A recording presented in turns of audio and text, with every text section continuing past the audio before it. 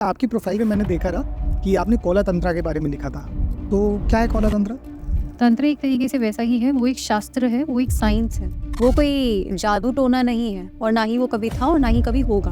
हम अगर संभोग की बात करें, जो भैरव भैरवी वाली जो साधना होती है, उसमें आप कभी भी अपने होश नहीं खो सकते।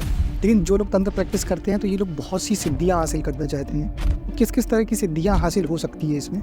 एक लड़का एक लड़की को आकर्षित कर रहा है या कोई लड़की किसी लड़के को आकर्षित कर रही है, उस चीज़ के बारे में बात हम नहीं कर रहे हैं। जो आजकल बहुत चला आ रहा है कि हम इस चीज़ के लिए लोग तंत्र यूज़ कर रहे हैं। ये एक गार्जियन स्पिरिट की तरह होती थी, किसी उस जगह के लोगों को गार्ड करने के लिए। अब उन्हें बोला कि इसका अगर किसी ने पूजा की तो वो इंसान नरक में जाएगा। एक भैरव और भैरवी साधना होती है और इसे बहुत ही गुप्त रखा जाता है। इसमें क्या है कि मेल और फीमेल दोनों मिल के साधना करते हैं। तो इसके बारे में कुछ बताइए ना मुझे।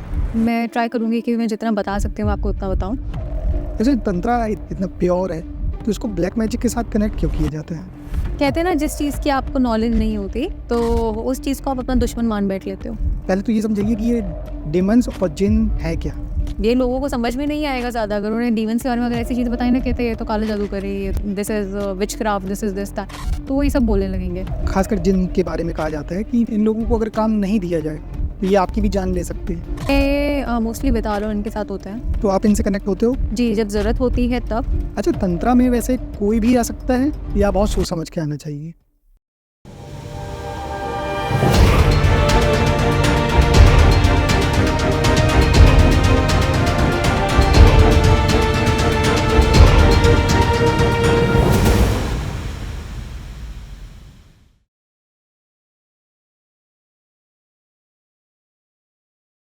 अमीशा जी नमस्कार, वेलकम टू मिस्टिक इनसाइट्स।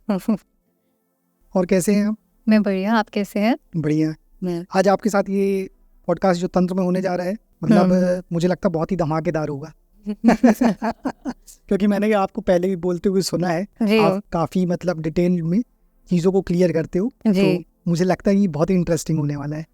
यही आज भी मोटिवेशन है कि यही हो सारी चीज़ें क्लियरली बताई जाए। जी जी बिल्कुल। एक्चुअली आपकी प्रोफाइल में मैंने देखा ना कि आपने कौला तंत्रा के बारे में लिखा था। तो क्या है कौला तंत्रा? ओके, सो जो तंत्र है ना, कौल तंत्र में अगर हम जाएंगे उससे पहले एक बार जान लेते हैं कि तंत्र क्या है। तो क्योंकि कौल के बारे में वही जान पाएंगे जिनको तंत्र के बारे में नॉलेज हो। ठीक। क्योंकि अगर जो तंत्र के बारे में बोलेगा कि अगर वो ब्लैक मैजिक है और ये, तो कौल तंत्र तक पहुंच ही नहीं पाएगा। सही। क्योंकि तंत्र में दो तत्व होते हैं, शिव और शक्ति है। अब तंत्र का मतलब होता है आपके तन से त्र, मतलब उससे लिबरेशन पाना, आपकी कॉन्शियसनेस से लिबरेशन पाना। ओके। जो एक अहंकार होता है, फिर एक जो आपका तन होता है, अब चाहे वो आपके आत्मा का तन हो, आत्म तन जो जिसको कहते हैं, या आपकी इस बॉडी का जो हो, उससे आप लिबरेट हो जाते हो, उससे आप मोक्ष प्राप्ति कर लेते हो, उससे आप आगे बढ़ जाते हैं, उसे तंत्र कहते हैं। अब वो कैसे पढ़ते हैं, उसके आगे काफ़ी अलग अलग मार्ग है। अब अलग अलग मार्ग में अलग अलग आचरण आ जाते हैं, जिसको अगर मैं इजी वे में अगर मैं बताना चाहूँ, उसे कोई सरल भाषा में बताऊँ, तो स्कूल्स या मेथड्स जिसकी तरह हम उनकी प्रैक्टिसेस कर सकते हैं। अब जो ये श्री महाविद्या है, इनके 7 आचरण है, मतलब 7 डिफरेंट मेथड्स हैं जिसके थ्रू हम उनकी प्रैक्टिस कर सकते हैं। ठीक है। अब 7 में कौन कौन से आ जाते हैं? वेदाचार, मिश्राचार, आपका दक्षिणाचार और साम्याचार और कौलाचार, वामाचार एंड सो ऑन। अब इसमें जो कौलाचार है, अगर हम सिर्फ इसकी बात करें तो आपका जो कौल तंत्र होता है, कौलाचार होता है, कौलाचरण जो होता है, कौल का जो मतलब होता है उसे एक तरीके से हम कौल मतलब काल मतलब डार्कनेस भी कह सकते हैं। अब उसका मतलब ब्लैक मैजिक नहीं, मैं दोबारा बोल देती हूँ। कॉल डार्क मतलब किसी चीज को गोपनीय रखना, किसी चीज को गुप्त रखना, फॉरबिडन और सीक्रेट नॉलेज जिस चीज को बोली जाती है। तो उस सीक्रेट नॉलेज को एक तरीके से जो सिर्फ एक कुल के साथ शेयर हो सकती है, एक फैमिली के साथ शेयर हो सकती है, जो आप सिर्फ अपने कुल के साथ बांटते हैं, उसे कौल तंत्र कहते हैं। अब कुल यहाँ पे फैमिली का मतलब अपने घर वाले वाली फैमिली की बात नहीं कर रहे हैं हम, यहाँ पे बात कर रहे हैं आपके गुरु और शिष्य का जो कुल होता है उसमें जो बांटा जाता है। तो जो आपका कौल तंत्र है, ये आपको कहीं पे लिखा हुआ नहीं मिलने वाला। इनफैक्ट कोई भी जो तंत्र है वो आप उनकी आपको कहीं पे भी कोई किताबें जहाँ पे इनके बारे में बताया जाता है वो नहीं मिलेगा। जो असली तंत्र है वो हमेशा माउथ टू माउथ, मतलब दीक्षा के थ्रू, गुरु और शिष्य परंपरा के थ्रू, मतलब डायरेक्ट अभी गुरु तक से आया मिलेगा, है। वो हाँ कहीं और से जी। बुक से नहीं मिल सकता। जी जी। ओके। सिर्फ एक है जो जिसकी किताब लिखी गई है सिर्फ एक आचरण की, उसमें हम बाद में आएंगे, उसके बारे में आपको बाद में बताऊंगी। उसके अलावा जितने भी है हाँ पूरा माउथ टू माउथ हुआ है, एक्सेप्ट वेदाचार, जिसमें आपका अथर्ववेद में आगम के काफी चीजें बताई गई हैं। ओके जी, तो वो एक ऐसा वेद है जो आगम कहा जाता है इन हमारे 4 वेदों में से। ओके। जी, तो कौलाचार ये है सबसे शक्त में सबसे ऊपर, उसे माना जाता है, उसकी साधना सबसे ज्यादा मुश्किल मानी जाती है, क्योंकि कह सकते हैं कि वो 2-धारी तलवार है।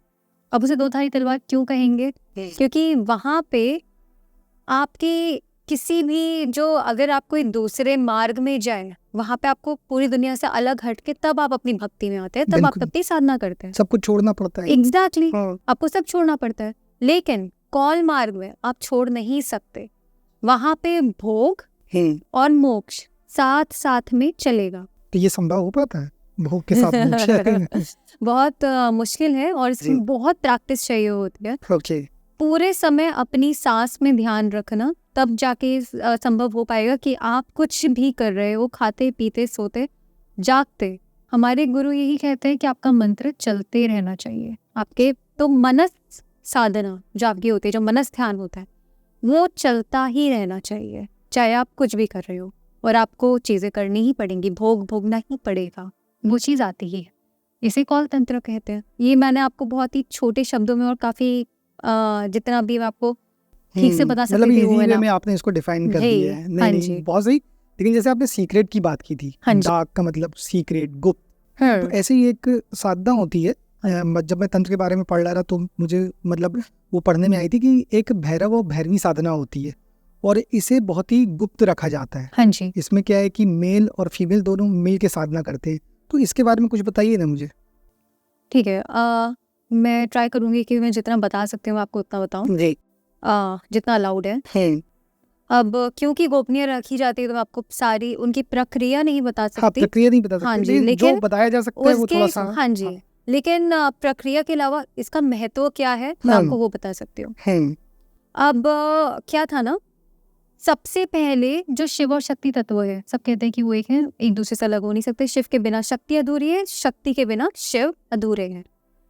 हमारे ब्रह्मांड को कहते हैं ब्रह्मा ने बनाया, उन्होंने पूरी क्रिएशन बना दी, और इससे पहले जो शिव और शक्ति थी वो अर्धनारीश्वर के रूप में रहते थे। अच्छा। जी, शिव और शक्ति हमेशा एक होते थे। आपने काफी उनकी पिक्चर्स और वो भी देखी होगी जिसमें लोग उन्हें पूज रहे हैं अर्धनारीश्वर के रूप में, शिव और शक्ति को। बिल्कुल। तो जब ब्रह्मा ने सृष्टि बनाई, अर्धनारीश्वर ने, हमारे शिव शक्ति ने उन्हें बोला कि आप ये सृष्टि बनाओ, उनको रचो, उनकी रचना करो, और कोई भी हेल्प चाहिए हो हमसे ले लो, अगेन इन लेमन्स लैंग्वेज। जी, तो उन्होंने सृष्टि रची। अब उन्होंने पूरी सृष्टि रच दी, लेकिन उसके बाद भी वो बहुत दुखी बैठे थे। तो अर्धनारीश्वर उनके सामने है कि भाई ये क्यों दुखी बैठे हैं। तो उनसे पूछा कि क्या हुआ, क्या आप क्यों दुखी हैं? हे ब्रह्मा, आपने पूरी सृष्टि रची, आपने सब बनाया, आपको तो खुश होना चाहिए, आप अभी दुखी क्यों हो? तो ब्रह्मा ने बोला कि मैंने ये सब बना तो दिया, लेकिन अब क्या, बार बार तो मैं नहीं बनाने वाला, इनका तो कुछ वजूद ही नहीं है ना, कुछ समय के लिए रहेगा, उसके बाद वो चला जाएगा, तो अब इससे आगे होगा क्या किसी एक चीज को बनाने के बाद?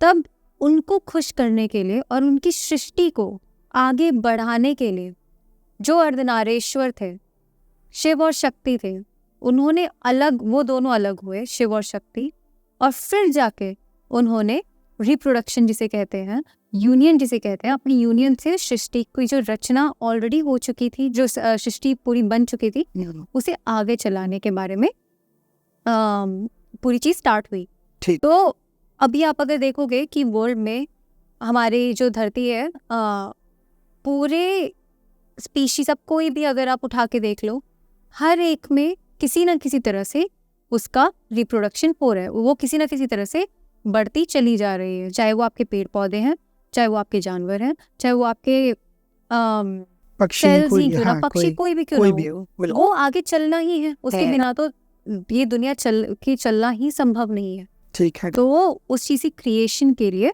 This thing happened. अब भैरव और भैरवी का इससे क्या लेना देना है? तो हमारे यहाँ पे कॉल में एक आनंद भैरव और आनंद भैरवी, इनका काफ़ी मान्य रहा गया है।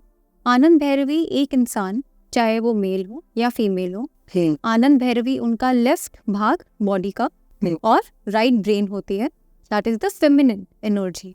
और जो आनंद भैरव होते हैं वो लेफ्ट राइट भाग और लेफ्ट ब्रेन, जो मास्कुलिन एनर्जी होती है, वो सब में होती है, वो बैलेंस्ड रहनी चाहिए। अब जब शिव और शक्ति बने, जब योनि और लिंग आए, तब जब सृष्टि की रचना हुई, तब ये हुआ कि शिव के बिना शक्ति अधूरी, शक्ति के बिना शिव अधूरी वाली जब बात हुई, तब ये चीज़ काफ़ी एटमोस्ट इम्पोर्टेंस थी कि किसी एक इंसान की, किसी भी एक चीज़ की, प्रकृति में कुछ भी जो बना है, वो उसकी पूरी पावर तब होगी, उसकी पूरी शक्ति पूर्ण, वो पूर्ण तब होगा जब वो दोनों साथ में मिलेंगे। इसीलिए शादी को इतना महत्व दिया जाता है कि अब आप दोनों पूर्ण हो, है ना? तो कि अब आपके अंदर अर्धांगिनी है, और वो क्योंकि वहाँ पे ये चीज़ आ जाती है।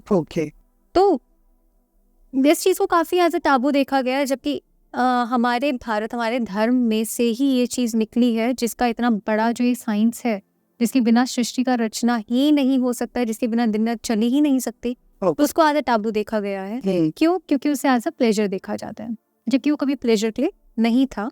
इट वॉज मेड, वो इसीलिए बनाया गया था ताकि it was a very sacred practice. अब जो चीज़ एक जिंदगी को एक इस दुनिया में लेके आ सकती है, एक नई जिंदगी को इस दुनिया में लेके आ सकती है, एक आत्मा को एक नया शरीर दे सकती है, जिससे एक लाइफ क्रिएट हो रही है, वो चीज़ बुरी कैसे हो सकती है? तो उसका सही महत्व, उसको ठीक तरह से मंत्रों के साथ और उनका उच्चारण करना, उससे आपके खुद की जो ऊर्जाएं हैं, उससे मोक्ष की प्राप्ति करना, ये सारी चीज़ें एक तंत्र के भाग में, एक मार्ग में सिखाया जाता है। लेकिन एक चीज़ और है, आपने ये तो बहुत अच्छी तरह एक्सप्लेन किया, लेकिन मैं बहुत पहले पढ़ा रहा वज्रयान के बारे में। हाँ जी। जैसे आपने थोड़ी देर पहले चर्चा की थी कि मतलब भोग और मोक्ष को बहुत बैलेंस के साथ लेके चलना पड़ता है। हाँ जी। तभी आप लिबरेट हो सकते हैं। हाँ जी। लेकिन वज्रयान के बारे में मैं पढ़ रहा था कि उस टाइम जो लोग इसको फॉलो करते थे, तो वो लोग की मतलब बहुत ज़्यादा आसक्ति हो गई थी, मतलब मांस, मदिरा और स्त्री भोग में, तो इसको बंद कराया गया। ये अक्सर मतलब बुद्धिज़्म में बहुत फॉलो किया जाता था। तो इसके बारे में कुछ थोड़ा एक्सप्लेन करिए, क्योंकि बहुत से लोगों को मिसअंडरस्टैंडिंग भी है, या आज तक बहुत से लोग वज्रयान का नाम भी नहीं सुने होंगे, तो इसको बताएं आप कुछ। तो जो वज्रयान है ना, वो हमारे जो 7 आचरण हैं, उनमें से साम्याचार का जो आचरण है उसमें आता है। तो वो साम्याचार फॉलो करते हैं। साम्याचार एक तरह से काफ़ी सात्विक साधना है वैसे तो, और समय को इसे भी कहा जाता है कि जो अपने समय में जब उनके पास समय होता है उसकी साधना कर सकता है। अब जैसे मैंने आपको बताया कि जो साधनाएं होती हैं, ये 2 धारी तलवार की तरह होती है। इसमें डिसिप्लिन बहुत ज़्यादा ज़रूरी है, आपकी एकाग्रता बहुत ज़्यादा होनी चाहिए, आपकी कंसंट्रेशन बहुत पावर ज़्यादा होनी चाहिए, क्योंकि थोड़ा सा भी यहाँ से आप भटके इस मार्ग से, तो आप में और ब्रह्म राक्षस में कोई डिफरेंस नहीं हो। आप में कोई कुछ अलग नहीं है। मतलब जो व्यक्ति भटक जाएगा तो वो ब्रह्म राक्षस कहलाया जाता है, क्योंकि उसे ब्रह्मांड की नॉलेज है, मतलब उसे ब्रह्मांड के बारे में पता है। अच्छा। और अगर वो उसे गलत इस्तेमालों के लिए उसका यूज कर, उसका काम कर रहा है, उसे दुरुपयोग कर रहा है, तो फिर ऐसा तो है नहीं ना कि माँ उन्हें छोड़ेंगे, तो फिर मतलब एक प्रकार से ये वैसा ऐसा व्यक्ति शक्तियों के साथ राक्षस होता है जी। तो फिर जब वो मरते हैं, उसके बाद भी उनकी जो आत्मा होती है वो फिर ब्रह्म राक्षस में बदल जाती है, फिर उनको मोक्ष मिलना काफी मुश्किल हो जाता है, वो वाली चीज आ जाती है। तो अब जो वज्रयान है वो ऐसा नहीं है कि वो पूरा ही बुरा है, अभी भी काफी प्रैक्टिसेस उसकी जो है वो बहुत ज्यादा सीक्रेट है, वो अभी भी बहुत ज्यादा जो करी जाती है। बहुत नेक है, लेकिन हाँ कुछ लोग भटक चुके हैं। अब वो इसीलिए कि जो चीज़ें आपके साधना, आपके मोक्ष, आपकी लिबरेशन के लिए बनाई गई थी, आपको सिखाने के लिए कुछ बनाया गया था, आपकी ताकत के लिए जो बनाया गया था, आपको उठाने के लिए जो बनाया गया था, उनका आप दुरुपयोग कर रहे हैं। मदिरा जो ली जाती है, जिन पूजाओं में ली जाती है, वहाँ पे ये एक रूल है कि आप सिर्फ पूजा करते हुए ही उनका ग्रहण कर सकते हो, और वो भी आजम मदिरा नहीं, उसकी शुद्धि करके उसको लिया जाता है, माँ को चढ़ाया जाता है। उसके अलावा आप कभी भी उसका ग्रहण नहीं कर सकते। और आपका जब हम अगर संभोग की बात करें, जो भैरव भैरवी वाली जो साधना होती है, उसमें क्या होता है ना, उसमें आप कभी भी अपने होश नहीं खो सकते। जो भैरव होता है उसे हमेशा एक कंट्रोल में रहना होता है, उसे हमेशा सक्रिय रहना होता है, उसे अपने होश नहीं खोने होते, क्योंकि जैसे ही वो हुआ पूरी की पूरी साधना भंग हो जाती है। आज भी माँ पार्वती के आगे कुमारी लगाया जाता है ना, क्योंकि वो आज भी जो शिव जी है उन्होंने कभी भी अपना कंट्रोल नहीं खोया। उनके कोई भी जो बच्चे हैं या तो ऊर्जा से पैदा हुए हैं, गणेश जो उनके उच्चिष्ट उससे पैदा, उनके मेल से पैदा हुए हैं, लेकिन बायोलॉजिकली जो शक्ति और शिव है, आपने उनके कोई बच्चे नहीं देखे हैं, है ना। वो कार्तिकेय तो उनकी ऊर्जा से पैदा हुए थे। हाँ, वो योग ऊर्जा से, उनकी योग ऊर्जा से पैदा हुए थे। इतना ज्यादा उनकी ऊर्जा बढ़ गई थी कि वो बने थे। ओके, ठीक, समझ में। लेकिन जो लोग तंत्र प्रैक्टिस करते हैं तो ये लोग बहुत सी सिद्धियां हासिल करना चाहते हैं, किस किस तरह की सिद्धियां हासिल हो सकती है इसमें? तो देखिए, जैसे वेद में भी सिद्धियां होती हैं, तंत्र में भी सिद्धियां होती हैं, लेकिन तंत्र, मेरे ख्याल से तंत्र में जल्दी चीजें सिद्ध हो जाती हैं। हाँ जी, मतलब कठिन मार्ग है बट चीजें जल्दी मिलती है, चीजें जल्दी हो जाती है, क्योंकि अब कठिन मार्ग इसका वही है कि अब साथ साथ में अगर आपका डिसिप्लिन है, कंसंट्रेशन है, तो फिर आप आगे पहुंचोगे ही ना। अब आपका भारत से यूएस, पहले लोग एक कोने से दूसरे कोने धरती के पहले पैदल नहीं जाते थे, उसके बाद गाड़ी में जाने लगे, अब लोग प्लेन में जाते हैं, उड़कर जाते हैं, पहले किसी ने नहीं सोचा था। लेकिन ये चीज़ तब होती है जब आप एडवांस हो रहे हो, किसी चीज़ में आगे बढ़ रहे होते हो, जब आपका डिसिप्लिन आ रहा होता है। तंत्र एक तरीके से वैसा ही है, वो एक शास्त्र है, वो एक साइंस है, वो कोई जादू टोना नहीं है, और ना ही वो कभी था और ना ही कभी होगा। किसी इस चीज़ का कोई जादू नहीं है, ये पूरा एक साइंस है। जब आप एक चीज़ की साइंस को समझ लेते हो, एक शास्त्र को समझ लेते हो, तब आपको पता चलता है कि ये चीज़ें कैसे काम करती हैं। तो किस टाइप की सिद्धियाँ होती हैं इसमें? तो जैसे जो तांत्रिक अष्ट सिद्धियाँ होती हैं, जो वैदिक अष्ट सिद्धियाँ होती हैं, तांत्रिक अष्ट सिद्धियाँ में पहली आपकी जो शांति कर्म आ जाता है, जिसमें आप किसी चीज़ को शांति पहुंचाने के लिए, अब कोई जो बहुत ज़्यादा सफ़र कर रहा है या फिर आप कुछ करो, तो उस चीज़ को शांत करने के लिए, आपकी जब आपकी ऊर्जा बहुत ज़्यादा बढ़ रही है तो उसे शांत करने के लिए शांति कर्म बनाया जाता है। दूसरा आपका आता है ये आकर्षण। तो आकर्षण जो आपका शस्त्र कर्म होता है, उसमें आकर्षित करना किसी चीज़ को। अब यहाँ पे हम, एक लड़का एक लड़की को आकर्षित कर रहा है, या कोई लड़की किसी लड़के को आकर्षित कर रही है, उस चीज़ के बारे में बात हम नहीं कर रहे हैं। जो आजकल बहुत चला आ रहा है कि हम इस चीज़ के लिए लोग तंत्र यूज़ कर रहे हैं। आप अभी इंटरनेट खोल के देख लीजिए तो कोई बोलेगा मेरा भटका हुआ प्यार वापस दिला दीजिए, इन बाबा को कॉल करिए 92 जी। तो आकर्षण इस चीज़ के लिए नहीं बना था। आकर्षण इस चीज़ में भी आपकी जो साधनाएं हैं, आपकी जो देवी है, वो आपसे आकर्षित हो, आपकी जो सिद्धियां, ताकि आपकी जल्दी पूर्ण हो, है ना, वो जल्दी आए, वो जल्दी आपसे आकर्षित हो, वो ये एनर्जीज आपके पास रहे। तो अगर देखा जाए आजकल जो ये मैनिफेस्टेशन पावर, मैनिफेस्टेशन का मतलब एक तरीके से अट्रैक्ट करना, जो भी चीज आप चाहते हो, है ना, तो वो आपकी आकर्षण सिद्धि में आ जाता है। उसके बाद आपका आ गया सम्मोहन सिद्धि। सम्मोहन भी लोगों को लगता है कि किसी को अट्रैक्ट करने के लिए या किसी को सम्मोहित एक तरीके से जो लोग सोचते हैं कि अपने वश में करने के लिए, लेकिन सम्मोहन का मतलब किसी चीज का जो फोकस होता है वो सिर्फ एक तरफ रहे, मतलब फोकस बनाने के। तो आसान शब्दों में, आपका आज एग्जाम है, नहीं, आपका एक हफ्ते बाद एग्जाम है, आपको पता है वो आपकी पूरी लाइफ का सबसे ज्यादा इम्पोर्टेंट एग्जाम है, और आपको उस पर पूरा ध्यान देना है, लेकिन साथ में आपका फ़ोन भी चल रहा है, आसपास आपके काम भी हो रहा है, आपकी फैमिली भी आपके साथ है, सब कुछ है, दुनिया भर की चीज़ें आपको भटकाने के लिए। उस समय जो सम्मोहन सिद्धि है वो आपके काम आएगी। मतलब एक प्रकार से पूरे डिस्ट्रैक्शन को हटाते हुए हमारा कंसंट्रेशन बहुत एक जगह फोकस रहेगा, रहे, एक बिंदु पे, एक गोल पे। वो आपके फिर सामने कुछ भी हो जाए ना, दुनिया तहस नहस हो जाए, आपका जो फोकस है वो उसी जगह पे रहेगा। वो सम्मोहन होता है। ओके। हाँ जी, तो उसे सम्मोहन सिद्धि कहा जाता है। तीसरा आपका आ जाता है वशीकरण। वशीकरण में आप किसी चीज को जो वश में करते हैं, अब किसी चीज को क्या वश में करोगे? आप अपने कर्मों को वश में करोगे, आप ताकि कहीं भटको ना उस चीज को वश में करोगे।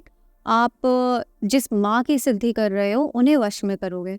अब ये चीज लोगों को शायद थोड़ा गलत लगे सुनने में कि वशीकरण का मतलब कि माँ को वश में कैसे कर सकते हो, लेकिन अगर एक जो छोटा बच्चा होता है, बच्चा बस पैदा ही हुआ होता है, उससे पहले शायद जो एक महिला होगी या कोई जो लड़की होगी वो शायद उस चीज में इतना ध्यान ना दे पाए किसी चीज को पालने में, लेकिन जैसे ही बच्चा हो जाए, जैसे ही वो माँ बन जाती है, उसके बाद कुछ नहीं सोचता, पर ये बताइए मेरे बच्चे ने टाइम पे खाना खाया है, वो टाइम पे सो रहा है, वो कब क्या कर रहा है, उसकी तबीयत ठीक है, उसका सब ठीक है। तो एक तरीके से वो वशीकरण ही हुआ ना, कि उनका पूरा ध्यान उसके ऊपर है। और उनका बच्चा रोता है तो उन्हें खाना खिलाओ, कुछ भी करता है तो उन्हें, मतलब एक प्रकार से ये है कि माता को ऐसे शक्तियों द्वारा, तो खैर वो खुद ही आदि शक्ति है, प्रेम द्वारा वश में किया जा सकता है, प्रेम द्वारा वश में किया जाए जी। हाँ, कि वो आपको अपना खुद का बच्चा समझे। बिल्कुल जी। अब ये हो गया। अब आते हैं हम स्तंभन में। स्तंभन क्या होता है? स्तंभन किसी चीज को रोकना।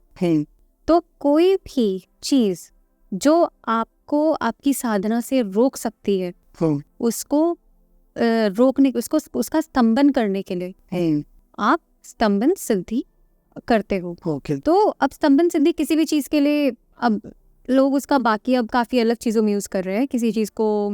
Lot of people are using it for court cases. काफी लोग अपने कोर्ट कचहरी वाले केसेस, ताकि कोई उनके बारे में बुरा ना बोल पाए। पॉलिटिशियंस भी काफी इनके बारे में यूज करते हैं। तो ये चीज काफी आ जाती है। लेकिन जो असलियत में जो स्तंभन है वो इसीलिए ही हुआ था ताकि आपका जो मार्ग है उसके बीच में कोई आ ना पाए, आपकी जो साधना को स्तंभित किया जा सके। जी, आपके विघ्न बाधक को स्तंभित करने के। अब इसके बाद आपके आप आ गया विद्वेषण। विद्वेषण का मतलब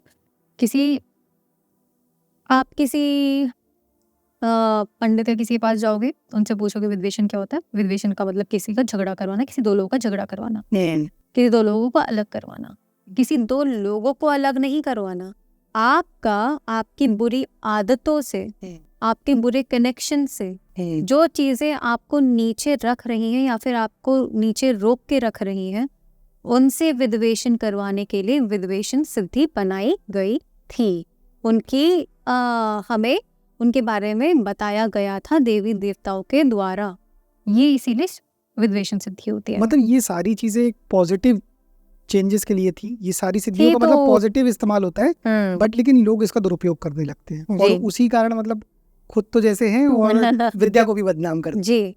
अब वही है ना कि अगर एक चीज, अगर मैं आपके सामने वेपन रख देती हूँ या कोई टूल रख देती हूँ, अब मैंने आपके सामने चाकू रख दिया, ठीक है, तो आप उसका कोई भी उपयोग कर सकते हो। आप उससे खाना बना लो या फिर आप उससे किसी को मार लो, लेकिन वो तो सामने वाले इंसान के स्वभाव पे डिपेंड करता है ना कि किसका है, क्या है। अच्छा, तो लेकिन आपका कोई एक्सपीरियंस रहा है साधनाओं के टाइम का? साधनाओं के टाइम पे काफी एक्सपीरियंसेस है, कुछ बताइए ना प्लीज। जी। तो अभी हाल ही में हमारी शमशान साधना चल रही थी, तो कुछ 2 दिन के लिए हम शमशान में ही थे। शमशान कहाँ पे, मतलब बनारस? जी नहीं, हमारा उज्जैन में जी। तो हमारे वहाँ पे शमशान साधना चल रही थी। तो अभी क्या है ना, हमारे कुल में सबसे छोटी मैं हूँ, तो सबसे ज्यादा डांट भी मैं ही खाती हूँ, सबसे ज्यादा पिटती भी मैं हूँ। तो लेकिन जो चीज डांट खाने के बाद सीखी जाती है वो कभी भूली नहीं जाती, वो चीज है। तो अब वहाँ पे क्या होता है कि शमशान साधना में आप उच्चिष्ट चांडाली को भी कभी पिठा नहीं सकते हो। तो उसके थ्रू मेरा एक एक्सपीरियंस था। लेकिन आपको शमशान साधना के बारे में थोड़ा सा बता देती हूँ कि जैसा लोग समझते हैं। सबसे पहले अगर आप शमशान साधना में जाओगे, ऐसे ही आप जाके बैठ नहीं सकते कि आप कल को, क्योंकि काफी लोग इस चीज से काफी ज्यादा ना इन्फ्लुएंस हो चुके हैं, या फिर इस चीज़ को देख के काफ़ी, हाँ शमशान साधना कोई वैसी चीज़ है, कल को रात को जाके बैठ के आ जाएंगे, पर ऐसा कभी नहीं करना चाहिए। सबसे पहले हम चिता को जागृत करते हैं, वहाँ पे जो चिता जल रही होती है वहाँ पे जाके उन्हें जाके बोलते हैं कि हम कुछ मंत्रों के द्वारा और कुछ क्रियाओं के द्वारा कि हम यहाँ पे कि कुछ दुरुपयोग करने नहीं आए हैं, हम यहाँ पे किसी को डिस्टर्ब करने नहीं आए हैं, हम किसी को छेड़ने नहीं आए हैं, हम बस अपनी साधना करेंगे और उसके बाद वहाँ से शांति से चले जाएंगे। उसके बाद वहाँ के जो स्थान होता है उनको जागृत किया जाता है। वो अपने में ही वैसे बहुत ज़्यादा पावरफुल होता है, लेकिन उनका खुद जागरण किया होता है। अब कुछ चीज़ें हैं जो वहाँ पे नहीं करनी होती जी, जैसे कि उच्चिष्ट चांडाली को बिठाना। अच्छा, तो ये थोड़ा नेगेटिव एनर्जी कह सकते हैं? नहीं, उच्चिष्ट चांडाली नेगेटिव नहीं है। अच्छा, पॉजिटिव एनर्जी, लेकिन बिठाना नहीं जाता है। हाँ नहीं, वैसे आप बिठा सकते हैं, लेकिन शमशान में नहीं बिठा सकते। वो क्यों? क्योंकि जो उच्चिष्ट चांडाली है वो माँ मातंगी का स्वरूप है, महाविद्या। लेकिन उच्चिष्ट चांडाली सारे जो प्रेत भूत वो भी उनके बच्चे हैं, उन्हें भी बहुत प्यार से रखेगी, और जो बाकी है उन्हें भी, क्योंकि वो सरस्वती का रूप है तो हमें भी अच्छे से रखेंगी। वो प्रेत पिशाच जो भी है उनसे भी बहुत प्यार से रहेंगी। अब आपने वहाँ उच्चिष्ट चांडाली को बिठा दिया, वो सब तो खुश हो जाएंगे, हमारी तो माँ आई है, तो फिर आपकी पूजा में कुछ ना कुछ विघ्न करेंगे या खेलेंगे, कुछ करेंगे। काफी ट्रिक्स्टर स्पिरिट्स भी होती है ना, कि मतलब जो आपको आपका ध्यान भटकाना चाहे वैसी, तो आपको फिर एकदम से, अब हमने गलती से बिठा दी, एकदम से आवाजें आने लगी, कोई हंस रहा है पीछे से, अच्छा, जो खाना कहीं और पे जाना है वो कहीं और जा रहा है, कुछ कहीं पे कुछ और हो रहा है, कुछ भी उड़ रहा है, तो ऐसी चीजें होने लग गई थी। अच्छा, मतलब पता नहीं क्यों हो रहा है। बाद में जाके बोला ये उच्चिष्ट चांडाली को किसने बैठाया चिल्ला के मेरे जो बाबा है उन्होंने बोला, और फिर उसके बाद अब हिम्मत तो थी नहीं बताने की, लेकिन फिर पता भी करता था कि अब अगर ये बताया नहीं कि उच्चिष्ट चांडाली को बिठाया है, तो फिर पता भी नहीं चलेगा कि इन चीज़ों को हटाए कैसे। सही बात है ना। तो फिर उन्हें बताया गया, फिर बस फिर जब मेरे को दोबारा डांट पड़ी, फिर जब मेरे को सिखाया गया कि अगर ऐसा कभी कुछ होता है तो उनसे बचते कैसे हैं, तो उन्हें वापस कैसे भेजते हैं, तो फिर उसके बारे में पता चला। तो ये चीज़ें हैं कि शमशान में साधना हाँ बहुत ज़्यादा पावरफुल होती है। क्यों? क्योंकि वो एक जो शमशान होता है ना, वो ना तो इधर का होता है हमारे लिविंग वर्ल्ड का, हमारे इस दुनिया का, ना ही वो उस दुनिया का होता है। वो बीच की जगह होती है जहाँ पे आप एक बॉडी को, हमको, इस शरीर को जला के एक आत्मा को मुक्त कर रहे हो उस शरीर से। तो एक बहुत ही अपने में बहुत ही प्योर जगह है, काफ़ी ज़्यादा स्ट्रॉन्ग जिसको आप कहते हो वैसी जगह है। तो वहाँ पे जो आप साधना करते हो, वहाँ पे जो ऊर्जा आप महसूस करते हो, वो शायद ही काफ़ी कम जगहों पे आप कर पाओ। इसलिए शमशान ज़्यादा काफ़ी ज़्यादा इम्पॉर्टेंट होती है किसी भी साधक के लाइफ में। जी, तो यहाँ पे तो आप लोग मतलब पहले तो प्रोटेक्शन घेरा भी बनाते हो ना? बिल्कुल, वो तो मतलब मस्त चीज़ है। बहुत काफ़ी कुछ करना होता है, ऐसे ही जाके नहीं बैठ सकते। अच्छा, ऐसे ही जाके बैठ जाओगे तो बहुत ही कुछ हो जाएगा। तो जो कहते हैं ना उनके साथ हम शमशान में और ये सब हो गया हमारे साथ, अपनी स्टोरी सुनाते हैं, वो इसीलिए क्योंकि उन्होंने ठीक से नहीं किया। इसकी पूरी प्रक्रिया होती है। मतलब ये है कि बिना गुरु के आप शमशान में एंटर मत करो, क्योंकि आपको नहीं पता है कि आपके साथ कौन सी एनर्जी क्या कर दे। जी, बिना गुरु के शमशान छोड़ो, आप तंत्र में ही एंटर मत करो। हाँ, बिल्कुल, दूर से हाथ जोड़ लो। आपको अगर बस स्टॉप पे तंत्र की किताबें मिल रही हैं 2 रुपए की, मत खरीदो, आप उसे 2 रुपए वैसे ही दे दो। क्योंकि मेरा ही एक स्टूडेंट था, वो अपना मुझे स्टोरी बता रहा था कि उसने ऐसे ही कहीं से कोई किताब खरीद ली, वहाँ पे शमशान साधना के बारे में बताया हुआ था। अच्छा, अब उसे मंत्र तो पता नहीं, उससे पहले बड़ी-बड़ी किताबों में लिखा रहता है ना, वशीकरण करेंगे, तो लोग भटक जाते हैं। जी, अब इन किताबों का क्या है ना, वो आपको क्या करेंगे ना, खाना बनाने की पूरी एक विधि होती है ना, स्टार्टिंग से कि उसे पहले सब्जी को ऐसे काटते हैं, ऐसे करते हैं, और लास्ट तक कि उसे ऐसे परोसते हैं, है ना। वो हमारी माँ हमें बताएंगी जब हम खाना बनाना सीखेंगे। किताब में लिखा होगा कि आलू को ऐसे डालो, इसे ऐसे डालो, इसके ऊपर नमक डालो, बस हो गई तैयार। बस 3 चीज़ें, ना पहले का बताया ना बाद का बताया। तो ये किताबों का है कि बीच का 2-3 चीज़ें बता दी, बाकी चीज़ें बताई नहीं गई। दीक्षित वो इंसान है नहीं, उसे ये नहीं पता वहाँ पे जाके कैसे अपना सुरक्षा घेरा बना के रखना होता है, अपना कवच कैसे बनाना होता है, उन वहाँ पे जो चिता है उसे शांत कैसे करना होता है, उन्हें बोला कैसे होता है कि हम यहाँ पे, वरना वही आपके अगेंस्ट हो जाएंगे कि किसी को भी ऐसे नहीं घुसने देते हैं। तो उनसे पहले, सबसे पहले उनसे शांति बनाओ, उसके बाद आपका जो घेरा कवच होता है वो बनाओ, उसके बाद आप अपनी क्रिया स्टार्ट करो। तो काफी चीजें आ जाती है। हाँ जी, आपका तो काफी एक्सपीरियंस समझ में आ रहा है, तो आप ये बता सकते हो मतलब आप कैसे इस लाइन पे आए और क्या लीनेज था आपका? जी, तो अभी ना मैं अपने आप को काफी ज्यादा इस चीज में लकी मानूंगी। इनफैक्ट जो हमारे कुल के हैं वो भी यही कहते हैं कि आपका पिछले जन्म में ही कुछ होगा, तभी आप इस जन्म में अभी इतनी जल्दी एंटर कर चुके हो यहाँ पे, वरना अलाउड तो वैसे भी नहीं है। बच्चों को तो एक तरीके से वैसे भी नहीं देखा जाता। तो यूजुअली जो कॉल में आते हैं वो काफ़ी एज के बाद आते हैं, जैसे 40s या ताकि तब तक आप दुनियादारी काफ़ी कुछ समझ चुके हो। 40s 50s के जी बंदा। जी। अच्छा, तो वहाँ पे सबसे कम उम्र के आप ही हो? जी, तो इसीलिए मैं आपको बता रही। जी, तो अभी हमारा इसीलिए हुआ कि हमारी जो अम्मा थी, इससे पहले वो ग्रामीण तंत्र करती थी, तो उसके थ्रू उनके द्वारा हमने काफ़ी चीज़ें सीखी। अब वो करती थी, हम उनके साथ में बच्चे तो बैठ जाते थे, 2-3 मंत्र हमें भी बताते। ऐसे सारे क्वेश्चन थे। बच्चे के पास जो आपको क्वेश्चन मिलेंगे ना, वो आपको एक बड़े या किसी और इंसान के पास नहीं मिलेंगे, क्योंकि उनके पास जितनी जागरूकता होती है वो किसी के पास नहीं होती। सही जी, तो इतने क्वेश्चन और फिर उनके आंसर्स जब हमें मिल रहे थे कि इसलिए होता है, ये इसलिए होता है, स्थान देवी देवताओं के साथ क्या क्रियाएं होती हैं, क्यों होती है, क्षेत्रपाल को कैसे जगाया जाता है, क्यों किया जाता है, और कुल देवी देवताओं के साथ कैसे काम किया जा सकता है, ये सारी चीज़ें हमारी अम्मा ने हमें सिखाई। अच्छा, अम्मा यानी ग्रैंड मदर? हाँ जी, हाँ जी, हमारी दादी जी। तो अब जब वो चली गई तो तंत्र में एक चीज़ है कि पात्रता देखी जाती है, और आपका अगर लीनिएज, अगर आप एंटर कर गए, चाहे आप कभी भी, अगर आपकी फैमिली में से आपके कुल में से आप तंत्र में आए और आप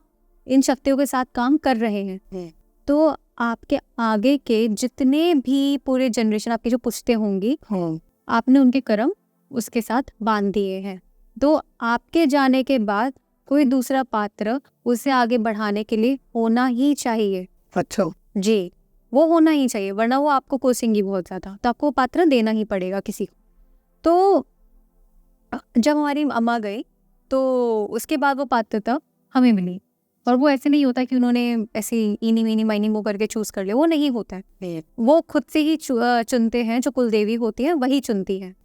तो उनके जाने के बाद हमें मिला जो हमारी कुलदेवी का था पात्र, उसके बाद फिर हमें हमारे गुरु मिले। अब जो हमारी गुरु परंपरा है वो है कामाख्या से। कामाख्या जी, तंत्र पे ट्रेडिशनली जो सिखाए जाते थे, जो 4 मेन जगह थी पूरे भारतवर्ष में, वो 4 जगह सिखाई जाती थी, कामाख्या, कोलकाता, केरला और कश्मीर। ये 4 जगह। इन सबका नाम क से क्यों स्टार्ट होता है वो मुझे भी नहीं पता, पर काफी वो है कि सबका वहीं से ही शुरू हो रहा है। अच्छा, केरल में दक्षिणाचार काफी माना जाता है, उन्होंने उस चीज को जिंदा रखा, वहाँ पे कॉल नहीं होता। आपका जो कोलकाता है वहाँ पे उन्होंने वामाचार को अभी तक जिंदा रखा है, जो काफी अच्छी बात है। कामाख्या और कोलकाता में कहते हैं कि देवी खुद आई थी ये सब सिखाने के लिए, तो काफ़ी स्ट्रॉन्ग माना जाता है वहाँ पे। शक्त तंत्र को काफ़ी उनकी वो ऊर्जा मानी जाती है। वहीं पे ही जो कश्मीर है वहाँ पे आपका वैसे शिव है, ये सारे हर जगह जो अलग अलग मार्ग हैं हर जगह आपको मिलेंगे। सातों आचरण आपको ये 3-4 जगहों पे मिलेंगे। सिखाई पर इन 4 जगहों पे जाती थी। अब जिस तरह से नॉलेज बढ़ रही है, अब जिस तरह से अलग अलग जगहों पे शिष्य आ रहे हैं, सिखा रहे हैं, और वो जो गुरु बन रहे हैं, तब और जगहों पे भी ये सब सिखाना स्टार्ट हो गया। कश्मीर में आपने बताया शैव, शैव मतलब शैव के बारे में, मतलब शैविज्म पे पूरा सिखाया जाता है, स्टडी कराई जाती है। जी जी, कश्मीर में ना कश्मीर जैसे तंत्र में अलग अलग मार्ग हैं आपके, कुछ शैव, शक्त, गणपत है, और आपका ये सौर्य मार्ग, ये भी आपको साउथ में ही मिलेगा, जहाँ पे सूर्य को आदित्य नारायण की थ्रू तंत्र होता है। और फिर आपका ये बुद्धिस्ट में आपका जो वज्रयान तंत्र आ जाता है वो आ जाता है। जी, तो अभी अगर हम कश्मीरी शैविज्म लें तो ये चीज़ आपकी हर जगह होती है।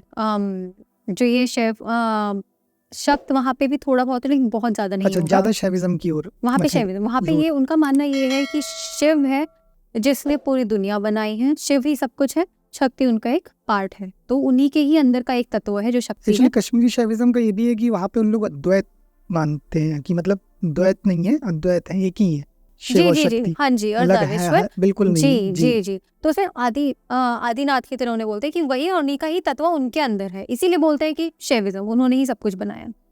तो वहीं पे ही आपका शक्त मार्ग में कहते हैं कि शक्ति ने सब कुछ बनाया, शक्ति ने ही सबका की रचना की। आपके शक्त मार्ग में दुर्गा सप्तशती में और इन जगहों पे आपको ये बताया जाएगा कि जो देवी थी उन्होंने ही ब्रह्मा, शिव और विष्णु को जन्मा था, उन्हीं को ही बनाया था। और उन्होंने फिर उन्हें बोला था कि सबको अपना अपने काम दिए थे कि आपको ये करना है, आपको ये करना है और आपको ये करना है। ये दुर्गा सप्तशती में लिखा गया है। इवन कोलकाता तरफ तो जो दुर्गा सप्तशती है इसको बहुत मतलब महत्वता दी गई है। जी। नवरात्र में तो समझ लीजिए कि सुबह का पहला प्रहर इन्हीं के पाठ से शुरू होता है। जी। वहाँ पे देवी पूजा बहुत ज्यादा मान्य है। तो ये वामाचार और कौलाचार ये शक्त मार्ग में ही सबसे ज्यादा शक्त की पूजा सबसे ज्यादा मान्य है। अब जो आपका दक्षिणाचार आ जाता है वो नीचे की तरफ साउथ और वो वाली चीजें, तो अब हमारी जो परंपरा है वो कामख्या है, तो हमारा शक्त तंत्र में आ जाता है। डिफरेंस आपका इन चीज़ों में। और दूसरी चीज़ आपका शैव और शक्त में बस ये है कि शैव में आपका एटलीस्ट 70 to 80% थ्योरी होगा, जिसमें आपको सीखना है चीज़ें, पढ़ाई के जो थ्योरेटिकल आपकी जो नॉलेज होती है वो ज़्यादा होती है, और बाकी आपकी मेडिटेशंस होती हैं, आध्यात्मिक आपकी जो मेडिटेशंस आपके आके वो होंगी। और मुश्किल से कुछ 20% जो 20% जो आपकी होगी वो आपकी क्रिया है। अब वहीं पे ही आपका अगर शक्त मार्ग लिया जाए तो शक्त में आपका 80 to 70% आपका क्रियाएं होंगी, बहुत क्रियाएं होती हैं, और 20% आपका थ्योरेटिकल होगा, मतलब जो पढ़ना है अध्ययन करना। जी। अब देखें, जो पढ़ना और अध्ययन करना है वो सारा आपका माउथ टू माउथ होता है, ऐसे 90 जो गुरु आपके शिष्य को सिखा रहे हैं, लिखाते वो लिखते कहीं नहीं है, वो चीज़ कहीं पे भी आपको मिलेगी नहीं।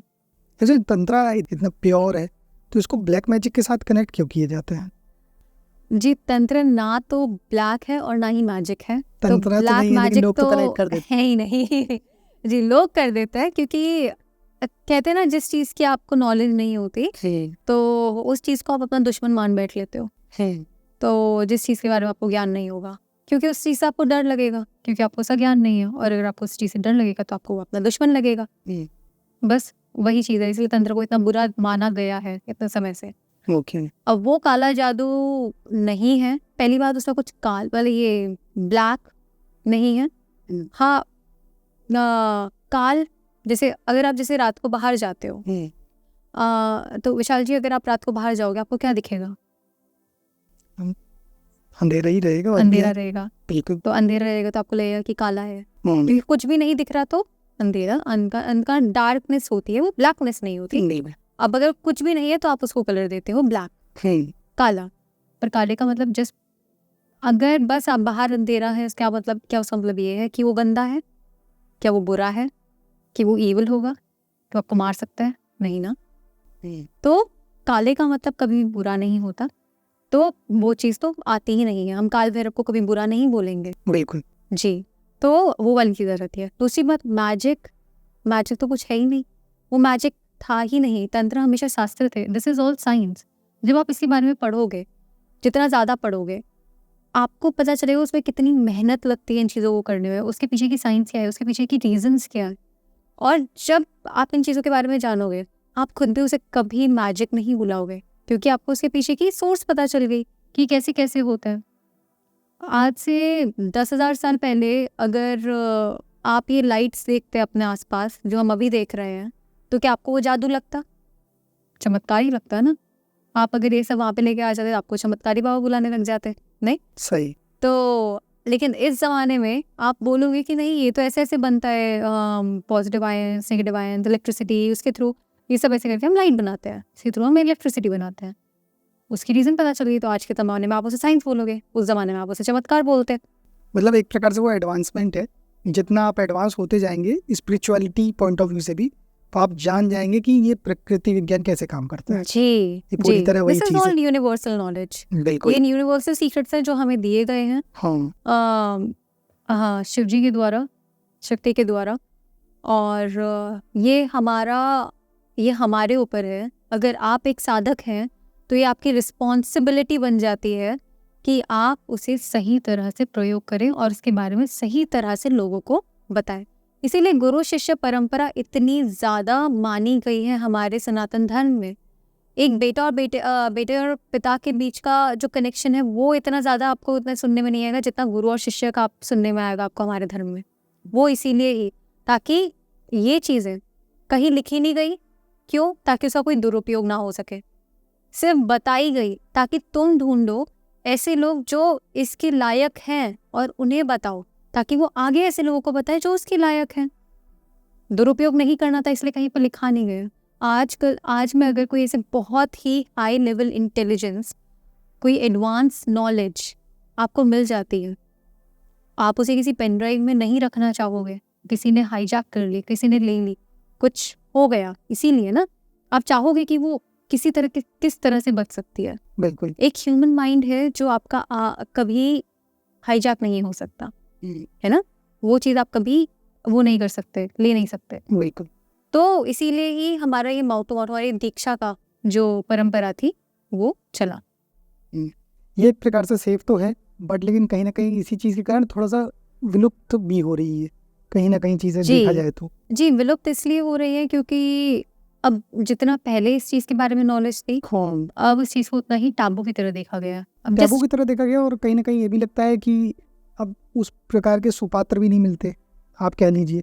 और बहुत से लोग जो मिसयूज़ करते हैं ऑलरेडी तंत्र का, जिन्हें मिसयूज़ किया है, मतलब तो एक प्रकार मतलब इस तरफ के लोगों पे ये भय बैठ गया कि कहीं हम गलत किसी मतलब गुरु को ना चुन लें, क्योंकि सही गलत तो ब्रह्मांड में सब कुछ है। मतलब देवी हैं तो देवता भी हैं और राक्षस भी हैं, तो इस तरह से सब कुछ है। बट लेकिन लोगों को ये लगता है कहीं गलत हाथों में ना लग जाए, और जो ऑथेंटिक गुरु है उनको ये लगता है कहीं कुपात्र को ना दे दे, वो कहीं मिसयूज ना कर दे, तो इस कारण सब कुछ विलुप्त होता जा रहा है इसकी तरह। हाँ, और अब ना लोगों में भी एक जो थिंकिंग पहले थी वो अब नहीं है।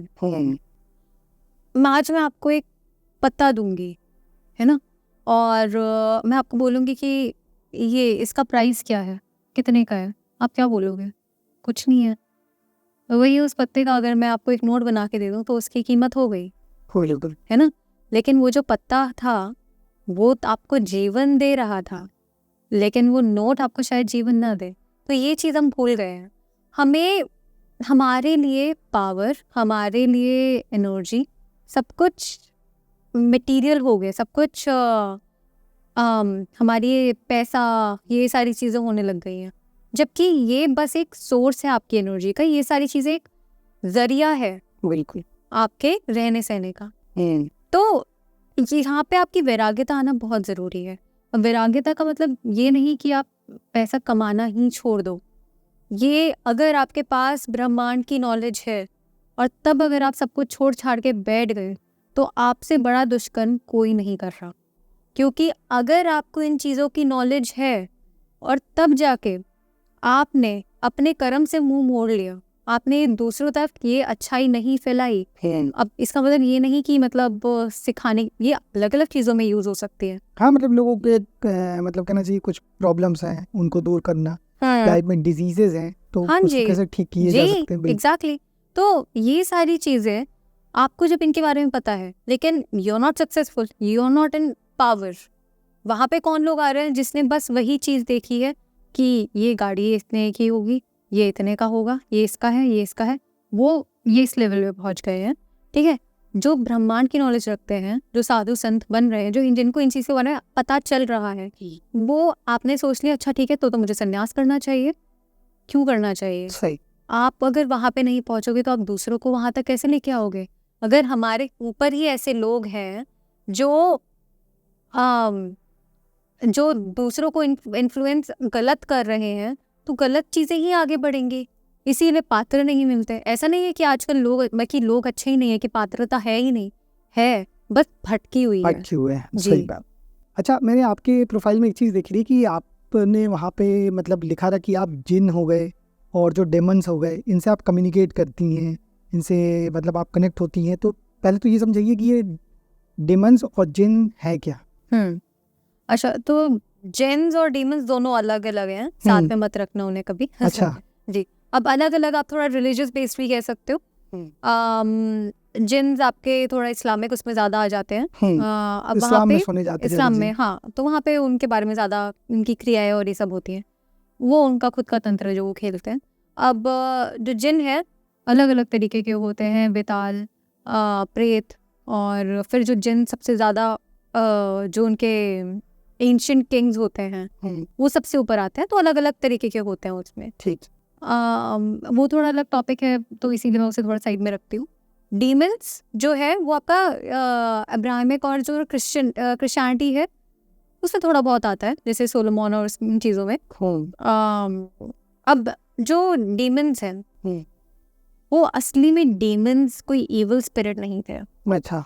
क्या हुआ था ना, जो आपको ये रोमन एम्पायर के बारे में तो पता ही है, रोमन कितना सा था, छोटा सा था, है ना। वहाँ पे उनके जो गुरु थे वहाँ पे, जो ये सब जो साधनाएं कर रहे होंगे, उन्हें वहाँ पे जाके जो शक्ति है, जो ऊर्जा है, उन्होंने बताया कि इन चीज़ों के थ्रू आप लोगों का कल्याण कर सकते हो। तो उन्होंने अपना खुद का एक रिलीजन बनाया, अपना खुद की बुक लिखी, जो भी है। उन्होंने अपना जो क्रिश्चियन, ये रोम में आपका कैथोलिक काफ़ी चलता है, तो वहाँ पे ये चीज़ें आ गई। तो उन लोगों के लिए वो सही थी, उन लोगों के लिए वो चीज़ परफेक्ट थी, क्योंकि उस जगह के लिए, उस जगह के हिसाब से वो चीज़ें आनी चाहिए थी। अब ये तो आपको पता है कि रोमन एम्पायर बहुत फैला पूरे एशिया में। आपका ये जो नीचे मिडिल ईस्ट और मिडिल एशियन और इनफैक्ट इंडिया तक भी आ गया था ये। लेकिन कैथोलिज्म और क्रिश्चियनिटी में क्या होता है, that our god is one true god and everybody else is a false god, ये वाली थिंकिंग आ जाती है। अब इसका मतलब क्या हुआ कि वो जहाँ पे भी जा रहे थे, जिस भी जगह पे उन्होंने वार किया और जिस भी जगह को जीता, एक तरीके से इन्वेजन जहाँ पे भी वो कर रहे थे, वहाँ का कल्चर तो जा ही रहा था, क्योंकि वहाँ पे रोमन एम्पायर है, अब रोमन के उसके थ्रू चलेगा। अब किसी जगह कल्चर जाता है तो सबसे पहले क्या होता है, वहाँ की किताबें जलाई जाती हैं, बिल्कुल, वहाँ के मॉन्यूमेंट्स जलाए जाते हैं, तोड़े जाते हैं, वहाँ के जो भी मंदिर या मॉन्यूमेंट्स जो भी होंगे, वहाँ के जो वुमेन होती है उन्हें उठाया जाता है। तीनों चीज़ें, ताकि ये तीनों चीज़ें ही एक उनके कल्चर को नष्ट करती हैं। बिल्कुल। अब उनके जो भगवान थे, या उनके जो वहाँ पे जिनको पूजा जाता था, उनके जो कुल देवी देवता होंगे, जिनके, अब जो ये उन सबको वो बोलेंगे दीज आर फॉल्स गॉड्स, इनकी पूजा करोगे तो तुम नरक में जाओगे। ऐसे करके डीमंस बने, क्योंकि जो डीमंस है ना, इसकी जो पहले आप मीनिंग देखोगे, DEMONS लिखते हैं डीमंस, उसकी जो वर्ड है आप DAEMN, डेमन कहते हैं इसे। डेमन का मतलब स्पिरिट। ये गार्जियन स्पिरिट की तरह होती थी, किसी उस जगह के लोगों को गार्ड करने के लिए। अब उन्हें बोला कि इसका अगर किसी ने पूजा की तो वो इंसान नरक में जाएगा। आज भी काफ़ी कैथोलिक ऐसे हैं जो मैंने खुद देखा है, जो बोलते हैं कि इंडिया में तो नहीं, लेकिन बाहर जहाँ पे बहुत ही ज़्यादा है, वहाँ पे कि जो शिव है, काली है, ये सब फॉल्स गॉड्स हैं, और इनकी this is very Satinique and this is an evil thing, और इनकी पूजा करोगे तो आप भी नरक में जाओगे, and this is not church like, yoga is black magic, और Shiva and Kali these are false gods, never worship them and all that. तो ये सारी चीज़ें बोलते हैं, अभी भी बोलते हैं। तो उस समय तो वहाँ पे अगर इन्वेजन ही कर ले तो क्या ही होगा। तो ऐसे करके बहुत ऐसी जो स्पिरिट्स थी, गार्जियन स्पिरिट्स थी, उन्हें डीमंस का, शैतान का रूप दे दिया गया। तो यहाँ पे आप शैतान के साथ काम नहीं कर रहे हो, यहाँ पे आप उन्हीं स्पिरिट्स के साथ काम कर रहे हो। ये बहुत एंशिएंट स्पिरिट्स होती हैं। अब इसके बारे में मैंने पहले भी बताया था कि एक दो, जैसे अगर हम बालज़ेबब के बारे में बात करें तो, और ब्यून, अज़ाज़िल, ये अलग अलग जगहों में उनकी कोई ना कोई गार्जियन स्पिरिट्स रही होंगी जी। और वो भी बुरी नहीं, एक तरीके से अच्छी चीज़ों की। जैसे बालज़ेबब को एक एस्ट्रोलॉजी की और कॉस्मोलॉजी की स्पिरिट्स बोली जाती थी। मतलब वो उन लोगों को फ्यूचर में क्या होने वाला है थ्रू एस्ट्रोलॉजी, उसकी नॉलेज देने के लिए वो स्पिरिट थी, तो इसीलिए उसकी पूजा की जाती थी। अब ऐसे ऐसे काफ़ी देवी, हमारे यहाँ पे भी देवी देवता होते हैं, वो वैसे वहाँ के थे। ये लोगों को समझ में नहीं आएगा ज़्यादा। अगर उन्हें डीमंस के बारे में अगर ऐसी चीज़ें बताएं ना, कहते ये तो काला जादू करे, ये तो भाई this is which craft, this is this that, तो वही सब बोलने लगेंगे क्योंकि उन्होंने उसके बारे में हिस्ट्री नहीं पढ़ी। This is all religious politics, nothing else. बाकी जो डीमंस होते हैं, यू कैन उनके खुद के, उनकी लैंग्वेज में चांट्स होते हैं, आपकी लैंग्वेज में नहीं हो पाएगा। तो मतलब उनकी खुद की लैंग्वेज, जैसे हिब्रू लैंग्वेज में आपको मिलेंगे, अरेबिक लैंग्वेज में मिलेंगे, तो उनके जो एंड चांट्स होते हैं उसके through you can connect with them and you remember them. Now they are very quick to respond, वो काफ़ी जल्दी आपको रिस्पॉन्ड करते हैं, आपकी बात सुनते हैं। इसीलिए जो मटेरियल चीज़ें होती हैं, जो छोटी मोटी चीज़ें होती हैं, उन चीज़ों के लिए you can work with them. और छोटी मोटी का मतलब ये नहीं कि आप ऐसे आपको पेस्ट्री खानी है और वो लेके आ जाएंगे। छोटी मोटी एज इन कि एक इंसान की जो मटेरियल नीड्स होती हैं उन चीज़ों के लिए हम इनके साथ काम करते हैं क्योंकि वो रहती ही पे है।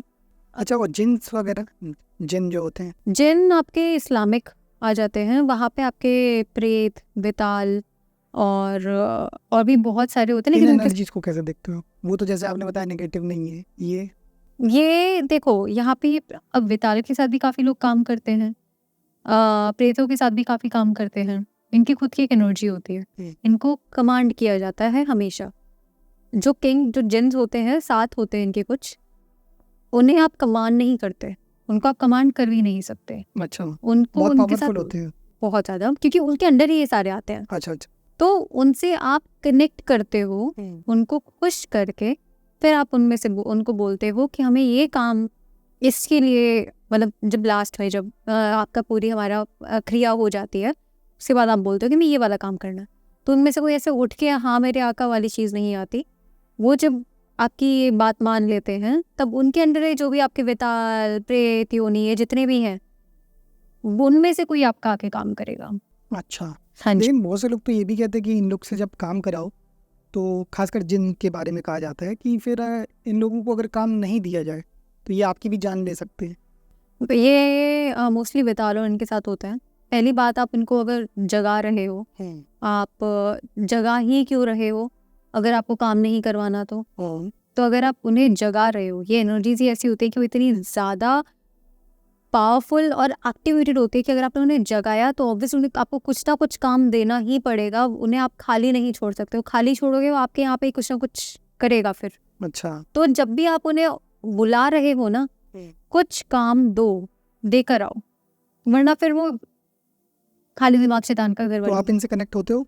जी, जब ज़रूरत होती है तब, क्योंकि कुछ काम होते हैं, कुछ का मतलब ऐसे नहीं कि गलत काम, और जो छोटी मोटी चीज़ों पे आप महाविद्याओं के साथ काम नहीं करते। महाविद्याओं के को आप इन चीज़ों के लिए यूज़ नहीं कर सकते क्योंकि वो यूज़, हाँ मतलब हाँ वो देंगे आपको सब कुछ, लेकिन आप माँ को बुला रहे हो, आप माँ को यहाँ धरती में बुला रहे हो, किस लिए? मुझे गाड़ी चाहिए, मेरे प्रॉपर्टीज़ के पेपर चाहिए, इन चीज़ों के लिए आप बुलाओ थप्पड़ मार के भगाएंगे आपको जी। तो इसका मतलब कि आप उनको ऐसी छोटी मोटी चीज़ों के लिए नहीं आपको सिद्ध करना चाहिए। उनको आप अपनी साधना को, अपने आप को ऊपर ले जाने के लिए, इन साधनाओं में अपने पात्र को और मजबूत बनाने के लिए, टू गो टुवर्ड्स लिबरेशन, क्योंकि उनका महत्व ही वही है। इसीलिए ही वो दशो महाविद्याएं बनी हैं, उनके जो फेजेस मैं आपको बता रही थी। जैसे जो पूरे दशो महाविद्या के फेजेस हैं, वो आए ही इसीलिए हैं ताकि आप लिबरेट हो जाओ, आप मोक्ष की तरफ जा सको।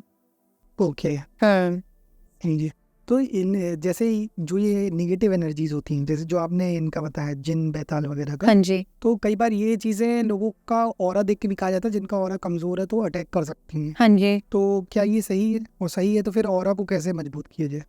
देखिए, ऑरा पहली बात, हाँ ये हो सकता है, क्योंकि देखिए ये आत्माएं होती हैं। अगर जब हम भी जब इनके साथ काम करते हैं तो हम एक जगह दे के आते हैं, उन्हें बता के आते हैं कि ये इंसान इस जगह पे यहाँ पे जाना है। आपके ज़रूरी, लोगों को लगता है कि सिर्फ बुरे कामों के, ऐसा नहीं होता है। अच्छी चीज़ों के लिए भी, कहीं पे हीलिंग करवानी है किसी चीज़ का, किसी की हीलिंग हो रही हो, उसके लिए भेजा जाएगा।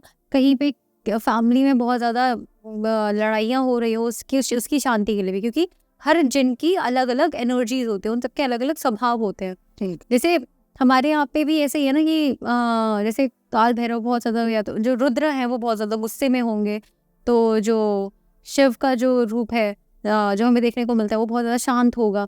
सबके अलग अलग रूप होते हैं, तो वहाँ पे जिन के भी अलग अलग रूप होते हैं। मैं कंपेयर नहीं कर रही हूँ, पर एक तरह से स्वभाव बता रही हूँ। अच्छा जी, इन लोगों का, इन जिन्स का।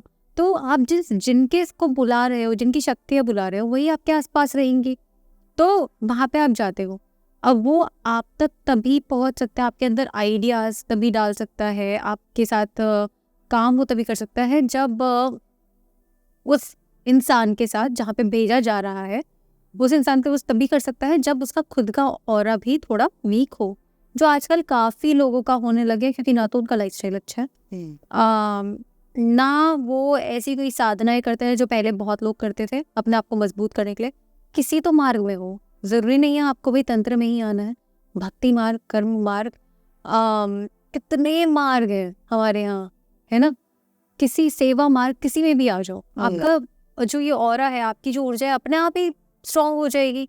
और दूसरी बात, आपकी कुल देवी कुल देवता, जिनके कुल देवी कुल देवता की आप साधना कर रहे हो, या फिर आपके जो इष्ट देवी देवता है उनके साथ आप कनेक्टेड हो, एज उनकी आपकी साधना हो चल रही है, अपने घर में आप करते आ रहे हो, पूजा पाठ चल रहा है, आप ये सुंदरकांड का पाठ करवा रहे हो, अगर हम किसी नॉर्मल किसी एक इंसान की लाइफ में देखें तो वहाँ पे ये चीज़ें नहीं आ सकती। जी, तो वहाँ आप एक्सपेक्ट नहीं कर सकते कि आपके ऊपर प्रेत चिपक जाएगा, ये हो जाएगा। ये सिर्फ ऐसी जगह पे होंगी जहाँ पे ये चीज़ें नहीं हो रही हैं, जहाँ पे आप अपनी ऊर्जा नहीं बढ़ा रहे हो, जिस घर की ऊर्जा नहीं बढ़ रही है, वो आ ही नहीं सकते हैं, वरना तो इनकी हिम्मत भी नहीं है आपकी तरफ देखने की। सही है। आपने जैसे लाइफस्टाइल की बात की तो ये बात सही है, मतलब कि ये भी कहा जाता है कि बहुत सी ऐसी आत्माएं हैं जो अपना डिज़ायर पूरा नहीं हो पाया लाइफ में, तो वो भटक रही हैं, तभी तो उन्हें नेक्स्ट मतलब जन्म नहीं लिया। हाँ जी। तो ऐसा भी माना जाता है कि इन लोग अपने डिज़ायर पूरा करने के लिए उन लोगों को पकड़ते हैं जिनसे इनके डिज़ायर पूरे हों। तो वैसे ही लोग फाइंड आउट करेंगे, जैसे जो अल्कोहल ले रहे, मतलब यही जो डिज़ायर थे मैक्सिमम लोग के, या जो भोग में लिप्त हैं, तो ऐसे लोग फिर डार्क एनर्जी के उसमें आ जाते हैं। जी जी जी, बहुत ही सही बात की आपने, क्योंकि जो ये प्रेत होते हैं ना, जब ये खुद लॉस्ट होते हैं, मतलब जब वो खुद ही, उन्हें कुछ पता नहीं होता कि वो क्यों यहाँ पे अटके हुए हैं, नहीं पता होता है इन्हें कि हम क्यों अटके हुए हैं। मुक्ति उन्हें नहीं मिलती क्योंकि उनके काफ़ी रूप और चाप नहीं मिली होती है, उन्हें काफ़ी चीज़ें नहीं मिली होती है। अब शरीर वो कैसा पकड़ेंगे, क्योंकि उन्हें एनर्जी कहीं से तो चाहिए, वो यहाँ पे बिना एनर्जी के जिंदा नहीं रह सकते।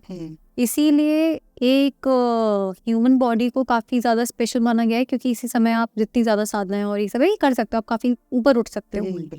तो उन्हें कहीं ना कहीं से ऊर्जा चाहिए। प्राणवायु किसमें होती है? ह्यूमन से ज़्यादा, है ना।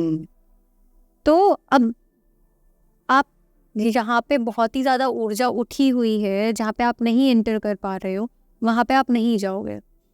ऊर्जा किन चीज़ों से कम होती है? आप कहाँ पे, जब तुमने सारे आपके गार्ड ही चले जाते हैं, you have lost all your guard, की मतलब कुछ है ही, अपने आपको एकदम ही ढेर कर देते हो। कैसी जगह होती है वो? जहाँ पे आपने दारू, नशा, ऐसे समय आपको पता ही नहीं कि आप क्या कर रहे हो। इन समय उन्हें पता है कि ना तो आप सतर्क हो, या फिर जब कोई सो रहा होता है, और वो भी कोई जो बहुत वीक होता है वो, वरना तो जिसकी साधनाएं चल रही होती है उनका सोने में भी कुछ नहीं। ये भी कहा जाता है जो लोग बहुत ज़्यादा मतलब एक तो गंदगी से रहें, और दूसरा डार्क में बहुत से लोगों को पसंद है ना कि रोशनी मत आने दो सूर्य की। तो वहाँ इसलिए कहा जाता है, पुराने जमाने में भी लोग कहते रहे कि पूरे घर में सूर्य की रोशनी आने दो। सुबह सूर्य क्या होनी चाहिए, क्योंकि वो ऊर्जा का एकमात्र मार्ग है, उसी के सहारे तो हमारी धरती चल रही है, तो वो सबसे परम मार्ग। इसीलिए जो सौर्य तंत्र जो कहा जाता है, वहाँ पे सूर्य को माना जाता है, आदित्य नारायण, हाँ जी, कि वही सब कुछ है, वही हमारे, तो उनके थ्रू ही उनकी तंत्र क्रियाएं होती हैं, वो वाला मार्ग वो वाला आ जाता है। अब जो प्रेत इनका होता है, आजकल लोगों के लाइफस्टाइल में क्या हो रहा है, आप किसी भी सिटी में या कहीं पे, सिटी के भी, अब तो आप शहर किसी भी जगह पे जाके देख लो, रात को आपको कम से कम 60 to 70% जनता पार्टी करते हुए ही मिलेगी, या कहीं ना कहीं किसी तरह से, चाहे कोई अपनी छत पे बैठ के कर रहा हो, या कोई क्लब में जाके कर रहा हो, या कुछ भी, क्योंकि और कोई मार्ग रहा ही नहीं गया। सोने की जगह क्या करना है, पार्टी करनी है। अब उसमें अगर वो ऐसी चीजें ग्रहण कर रहे हैं, क्योंकि वो अपनी लाइफ से खुद खुश नहीं है, जब आप किसी और का काम कर, जब आप ऐसे काम कर रहे होते हो जिसमें आपको खुशी नहीं मिलती, तो आप उससे, उस जिंदगी से दूर भागना चाहते हो।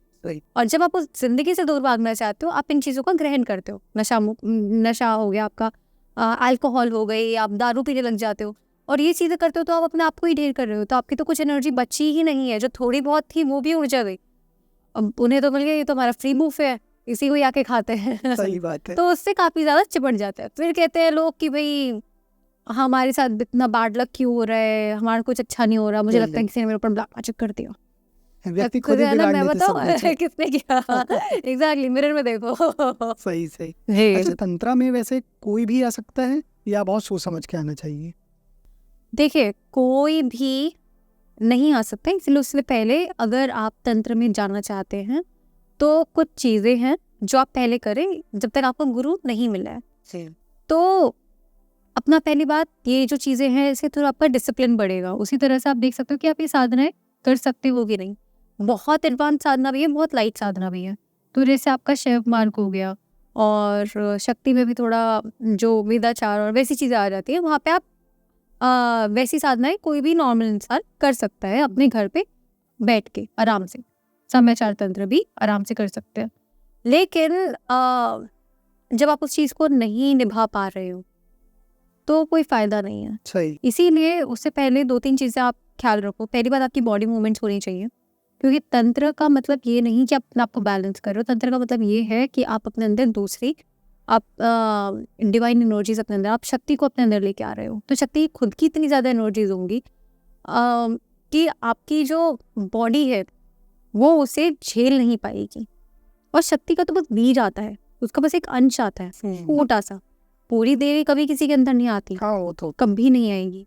तो उसका जो अंश आएगा उसको भी झेलने के लिए आपकी बॉडी में इतनी शक्ति, इतनी क्षमता होनी चाहिए। सही। तो कोई ना कोई मूवमेंट होनी चाहिए, इसीलिए हमारे यहाँ पे योग रखा गया। और मेडिटेशन आप अपने कुल देवी देवता से स्टार्ट करिए, क्योंकि सबसे ज़्यादा आसानी से माफ़ भी आपको वो करती है, सबसे ज़्यादा आपसे कनेक्ट भी वही करती हैं।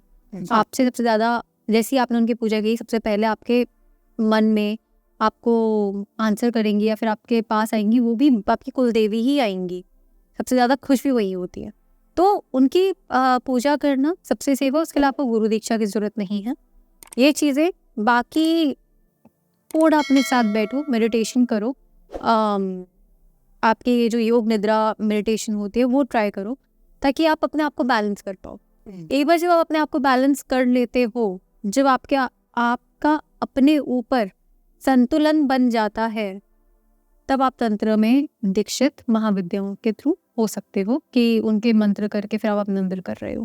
पहले खुद पे कंट्रोल पाना, पहले खुद पे, क्योंकि आप उन मंत्रों का बीज अपने अंदर उगा रहे हो ना, वो बहुत पावरफुल होते हैं। उससे पहले अपने अंदर संतुलन नहीं लेके आओगे तो भटक जाओगे, इसीलिए अपने अंदर संतुलन लेके आना पड़ता है। ओके। हमेशा जी, आज आपने बहुत अच्छी तरह चीज़ों को एक्सप्लेन किया, बहुत बहुत धन्यवाद, और आपने समय निकाला उसके लिए भी धन्यवाद। Thank you.